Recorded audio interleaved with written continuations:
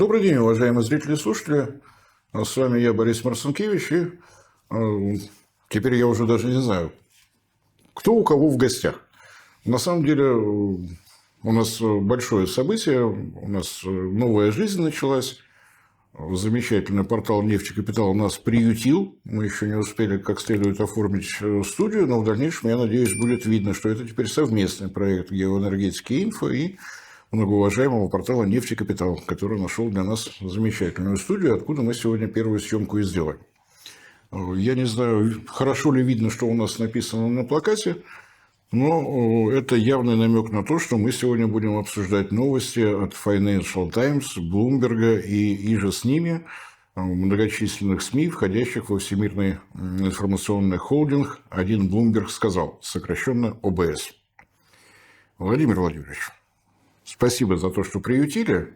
И вот такой вопрос. Прошли слухи, распространяемые тем самым ОБС, что на начинающейся неделе Дональд Трамп намерен собрать на некое совещание мейджоров, руководителей крупнейших нефтедобывающих компаний.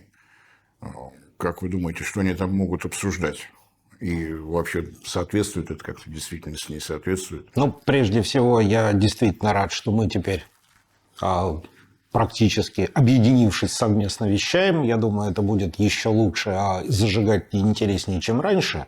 Ну, а если вернуться к вашему вопросу, да, такая традиция в предыдущий президентский срок Трампа, она была. Он периодически собирал нефтяников.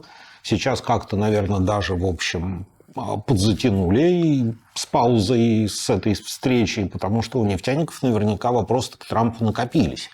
Потому что, с одной стороны, конечно, для потребителей в США вот этот вот лозунг «Бури, детка, бури, давайте сделаем Америку вновь великой за счет дешевой нефти» – это, конечно, здорово. Другое дело, что нефтяникам, наверное, хотелось бы каких-то разъяснений, как вот интересно можно впрячь в одну повозку там. Ну да, и такой сакраментальный вопрос, почему наша нефть должна быть дешевой. Дональд Фредович, будьте добры.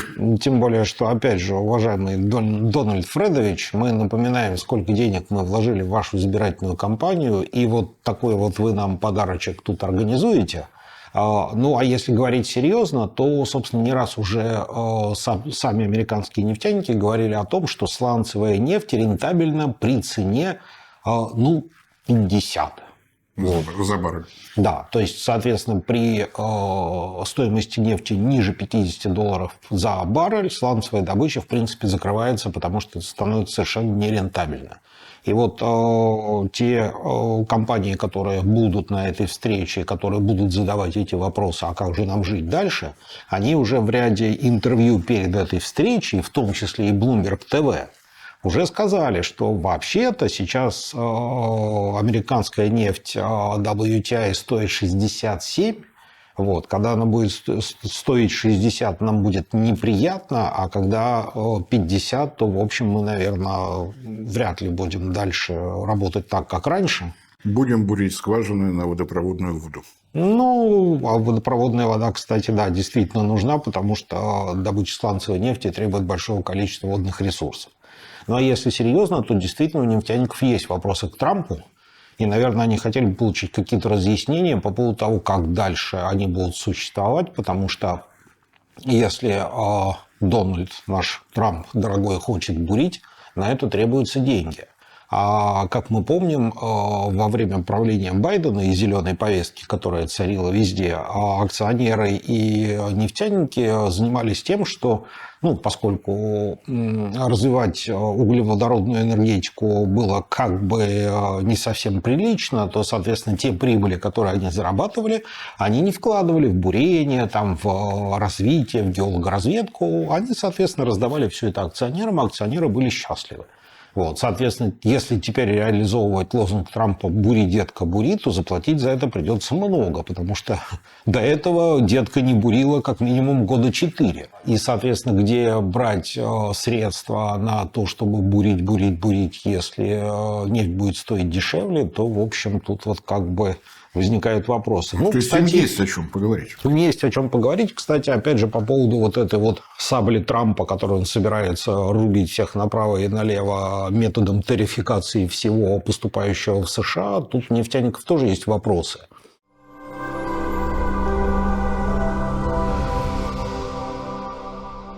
Ну, давайте с юга начнем, потому что мне кажется, что первые вопросы будут у «Шеврона», у которого только что отобрали лицензию на право добывать нефть в Венесуэле. Ну, это, кстати, «Шеврон» тоже будет делать? интересная история. То есть Трамп, вот он такой человек, одинаково хорошо владеющий обеими руками. То есть одной он отбирает, второй выдает временно, а правой опять отбирает и выдает. Потому что касается «Шеврона», то у него сначала все отобрали в Венесуэле, что, естественно, «Шеврон» очень расстроило, потому что это был замечательный проект. «Шеврон» получил лицензию на работу в подсанкционной Венесуэле, потому что Венесуэла вот своим этим методом национализации всего западного имущества и проектов, которые были в Венесуэле, ну, получается, как бы сильно им задолжала. И «Шеврон» совершенно замечательно добывал венесуэльскую нефть, тяжелую венесуэльскую нефть, ту самую, которая нужна американским НПЗ, и забирал ее в качестве расплаты страны за долги, которые она наделала во времена социализма и вот этой Во времена национализации. социализации. Совершенно верно. И теперь «Шеврон» несколько подрастроился, потому что такой выгодный проект накрылся, но Трамп другой рукой выдал ему временное разрешение, то есть как бы разрешение вроде как будет отобрано, но не прямо сейчас, как было сначала обещано, а с апреля. Ну, у нас... апрель, на самом деле, это рукой подать. Ну, да, там, правда, 1 апреля как раз будет. Можно опять, как Трамп сказал по поводу вот, перемирия на Украине за 24 часа, он сказал, что это была немного шутка. Не, у него один из чиновников очень правильно объяснил, вот, совершенно корректно. Да, Дональд Трамп сказал, что остановит конфликт за 24 часа, но он же не сказал, в какой день это будет. Ну, да. Вот, да, с «Шевроном» примерно та же история. А что касается этих пошлин, то тут... Не, как вы думаете, что «Шеврон» будет делать? Вот если действительно не будет тяжелой венесуэльской нефти, то что «Шеврону» делать? Куда ему податься? Ну, «Шеврону» есть куда податься, компания не маленькая, проектов по США и по миру у компании достаточно много. Тут скорее, наверное, вопрос, что делать американским НПЗ, потому что им придется побегать, поискать тяжелую нефть, которая им так необходима. А я напомню, тяжелая нефть, под которую вот как бы так исторически сложилась, собранная американский НПЗ, она есть в Мексике, на которую у нас Дональдом Фредовичем Трампом наложены пошлины, а в Канаде битумозные пески Альберты. Это север. Крупнейшие НПЗ у них на побережье Мексиканского залива. Да, ну с Мексикой вот как бы пошлины наложены. Ну, по югу, да. Значит, эту нефть, которую добывают в Канаде, с севера на юг. Ну, есть тот самый трубопровод, там можно как-то перетащить и так далее, но, тем не менее, все равно на канадскую пошлину тоже, на канадскую нефть тоже наложен пошлин. Кто у нас еще может поставлять тяжелую нефть? Еще Иран. Ну, как раз под венесуэльские барки самое ближайшее по химсоставу – это Iranian Heavy. Да, отличная нефть. Другое дело, что Иран тоже санкциями задавлен так, что мало не покажется. Ну, да, и была же информация, что намерен еще какие-то санкции придумать. Да, причем эти антииранские санкции, они прежде всего будут антитанкерные, тем более, что опыт уже есть. Посчитать танкера, посмотреть номера, флаги и прям составить конкретный список и запретить.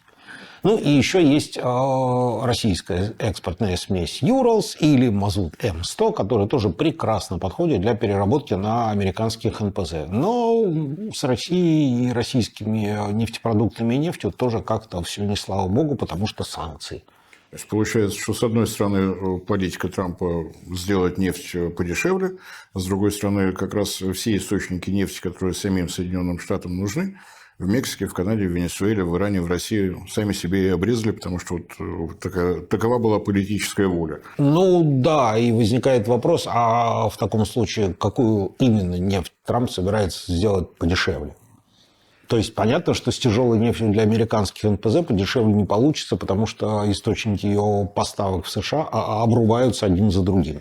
Ну, теоретически, конечно, возможно выдать разрешение на добычу нефти на Аляске, на шельфе Аляски. Там тяжелые сорта есть. Безусловно, но это время и деньги, потому что при всей развитости Аляски как региона, напомню, это все-таки Заполярье, плюс ко всему, ну, так или иначе, Аляскинский север по, так сказать, заселенности, наличию там дорог и так далее, ну, не сильно отличается от нашего Заполярья. То есть родной брат Якутии – это Аляска? Ну, фактически, да. Хотя нет, но в Якутии это на самом деле побольше уже. У них, кроме Анкориджа, по-моему, населенных пунктов таких значительных там нету, какие-то погранзаставы и все. Ну вот, соответственно, это предусматривает необходимость строительства дорог, завоза туда людей, которые будут все это там строить, бурить, качать, вывозить и так далее. Я даже могу выговорить такое страшное слово, как ледокол.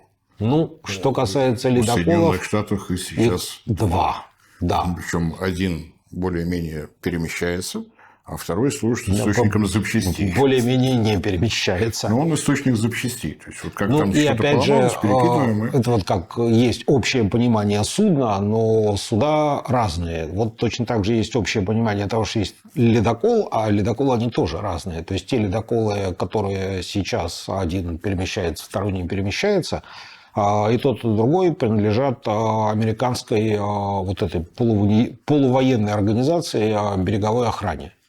То есть, соответственно... Это не нефтяники, им надо что-то свое. Это не нефтяники, это ледоколы, которые имеют совершенно свои какие-то задачи. То есть, это какая-то ледовая проводка, проведение спасательных операций и так далее. Жизнеобеспечение и так далее. И в качестве... тот же Анкоридж надо как-то что-то привезти. Ну да, соответственно, использовать его в качестве какого-то грузового, чисто грузового судна для доставки того, что необходимо нефтяников, ну, можно, но сложно. Под какие-то специализированные нефтяные задачи он вообще не заточен. Ну и плюс ко всему, два ледокола для того, чтобы развивать целый нефтедобывающий регион, но это маловато будет.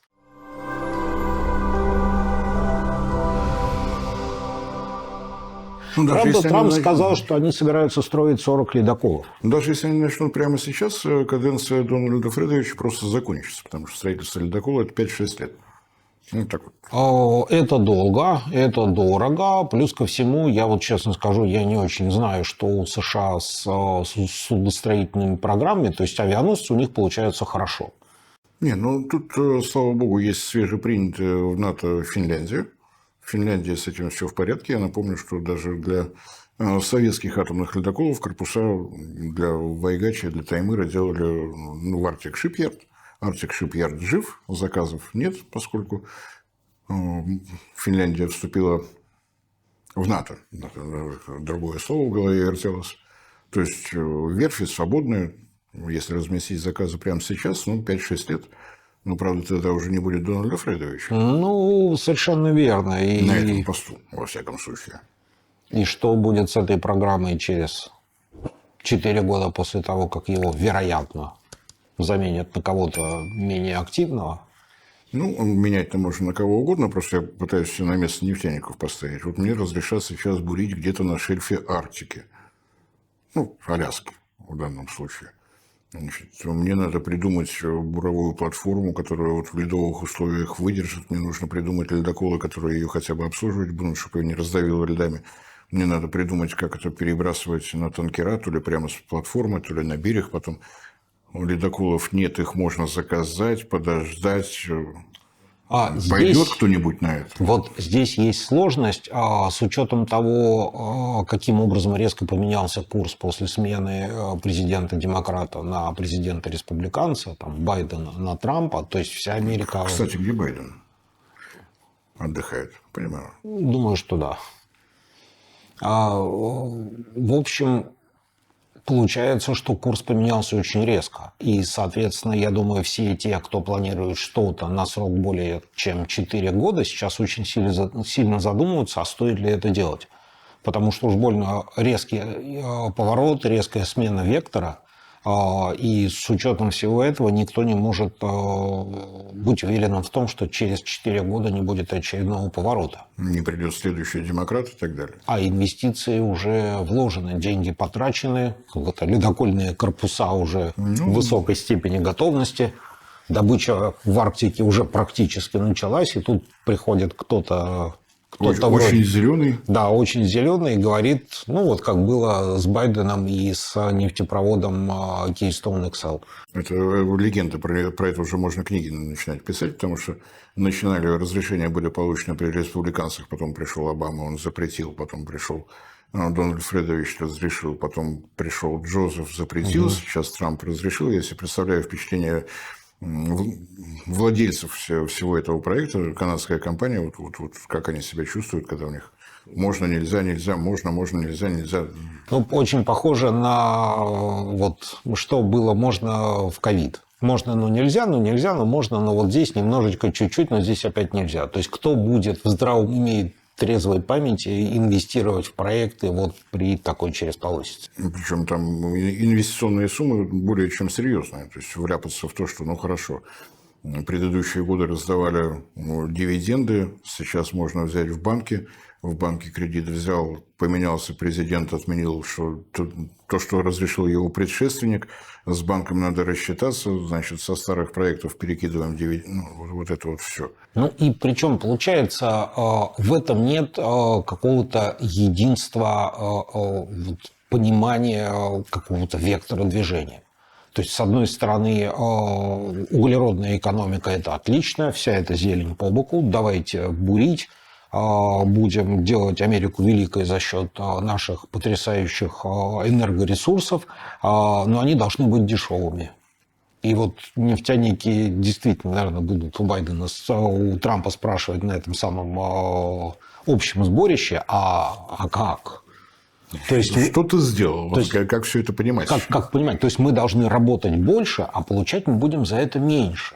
При этом, чтобы работать больше, надо вложить денег. Вложить денег, чтобы зарабатывать меньше. Да, вот как? Что за вид спорта? Соответственно, да, правильно, наверное, США собираются развивать Арктику, там, арктические программы, потому что не все России там владеть крупными секторами в Арктике, что-то там добывать, строить всякие северные морские пути, США тоже хотят. Давайте построим 40 ледоколов. Соответственно, 40 ледоколов, это опять же возвращаемся к вопросу. Вот сейчас Трамп велел строить 40 ледоколов. Через 4 года придет следующий, который скажет, нам не нужно 40 ледоколов. Судостроительные компании бьют шапкой об стол, говорят, да что ж такое? Ну и для меня вопрос. Вот Байден заявил, что 40 ледоколов. А кто заказал?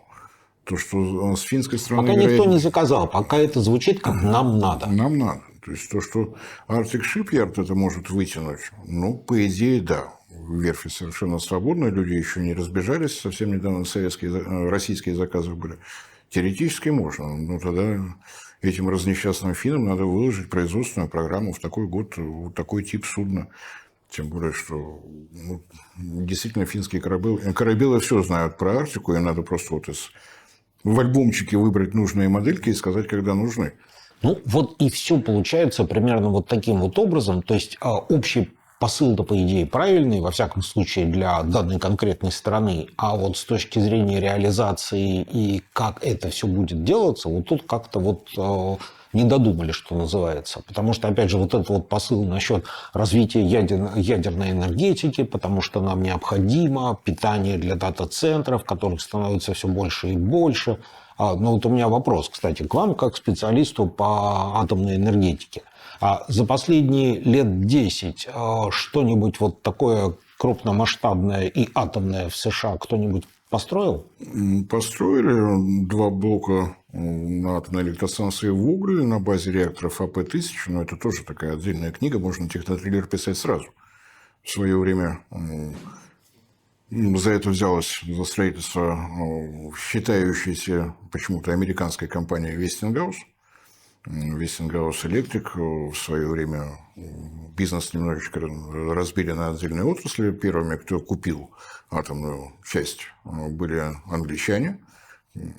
Немножечко обанкротились, но их купила Тошиба японская. Немножечко обанкротилась, сейчас владельцами являются канадские фонды. Но при этом компания зарегистрирована в США. На дворе был, дай бог памяти, 2012, что ли, год. 4 блока одновременно начали строить в Соединенных Штатах, 4 блока в Китае. В Китае построили не за 5 лет, а за 10, но построили, превысив смету всего 2 раза. Видимо, в 2016 году Вестингаус пошел на процедуру добровольного банкротства. Новые владельцы сообщили, что они знать ничего не знают, кто тут что строит. Что в Китае там особых... Никто и не стесняется говорить, что за счет самих китайцев машиностроителей энергетических и вытянули. Ну, вытянули. Строительство в Соединенных Штатах, да, вызывало такое здоровое недоумение. Вот эта атомная пауза, возникшая с 1979 года, в атомной энергетике было 3 крупных катастрофы. Одну почему-то все стесняются называть. Первая, 1979 год, 3 Майл Айленд, атомная электростанция в Соединенных Штатах, где топливо расплавилось, но взрыва, слава богу, не произошло. Тем не менее, именно после этого были внедрены национальным регулятором государственным новые системы безопасности. Когда посмотрели, сколько это будет стоить, вот там возникла пауза. Ну, а что такое пауза, если у вас машиностроительный завод? Ко мне никто не приходит, не заказывает. Для чего я держу вот эту технологическую линию, которую собрал под корпуса реакторов? Непонятно. Деньги должны делать деньги, разбираем. Зачем мне держать специалистов, которым я платил сумасшедшие деньги за то, что они умели делать атомные реакторы? Я ему или предложу сменить профиль, или срежу зарплату в 2 раза, или просто выгоню к чертовой матери. 30 лет вот в таком режиме. И для этих американских энергоблоков корпуса реакторов делали в Японии, везли через весь океан и так далее, и так далее. Ну, там 2 заказа. В одном случае заказчики поступили до предела, просто они посмотрели, сколько денег уже успели потратить. Выяснилось, что не так много, просто закрыли. Начали строить, бросили. Владельцы Вогль, посмотрев, что потрачено уже больше половины сметной стоимости, приняли героическое решение, что будем достраивать. Новые владельцы Вестингауза сообщают, что мы здесь ни при чем, техническую документацию, да, можете изучать, но мы этим заниматься не будем. И в течение 5,5 лет практически весь состав государственного регулятора находился на объекте, потому что они понимали, что происходит. Заказчик сам у себя превратился в генерального подрядчика. Компания не первый год на рынке, она прекрасно знает, как эксплуатировать атомную электростанцию, как вовремя ее ремонтировать, где найти топливо, как продать электричество, а тут надо строить. В результате строительство заняло в общей сложности 12 лет, смета превышена в 4 с лишним раза, но построили. Больше пока ничего. Очень много разговоров, очень много... Ну, вот, я же уже старенький, я же помню еще 80-е годы, когда появилась новая поговорка, она не устаревает с той поры. На 4 вещи можно смотреть бесконечно. Как горит огонь, как бежит вода, как бухгалтер выдает тебе зарплату и как Польша строит атомные электростанции. Польша тоже за последние годы подписала массу контрактов, но они не контракты, это меморандумы, это соглашение о намерениях. Последнее, что я там слышал с Вестингаузом, подписано соглашение о 50 атомных станциях малой мощности на территории Польши. Ну вот, да, в связи с этим... Что-то такое непонятное. А на рынке реакторостроения Вестингаус после того, как закончилась вот эта его процедура банкротства, не замечен. Прекрасно.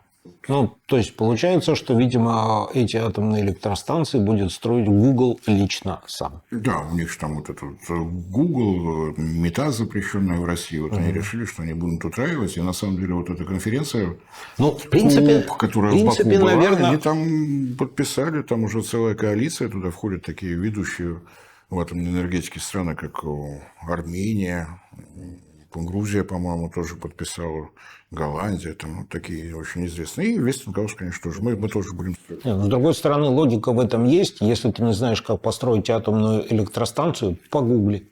Получается, что с атомом не очень получается. Ну, стало быть... Если объективно, то да, можно разговоры разговаривать, планы планировать, но что из этого получится, они даже когда у себя планируют, за сколько можно построить по деньгам и по срокам атомную электростанцию, средний срок они берут 12 лет.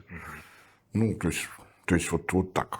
Если брать практику российскую и китайскую, то у нас как-то 6 лет получается в 2 раза меньше. У них получается в 2 раза дороже. То есть, ну, это действительно нерентабельно. Они берут стоимость установленной мощности мегаватта $5000, и время строительства 12 лет. Ну, разумеется, никакие проекты с центрами обработки данных, так, по-моему, это сейчас зашифровывают, да, просто невозможно. Что если ты будешь 12 лет строить, то за это время китайцы со своим недорогим искусственным интеллектом обгонят тебя 12 раз. Спасибо за внимание. Вот такой дебют в нашей студии. Владимир Владимирович, еще раз спасибо за то, Борис что приютили. Леонидович, спасибо. Будем работать.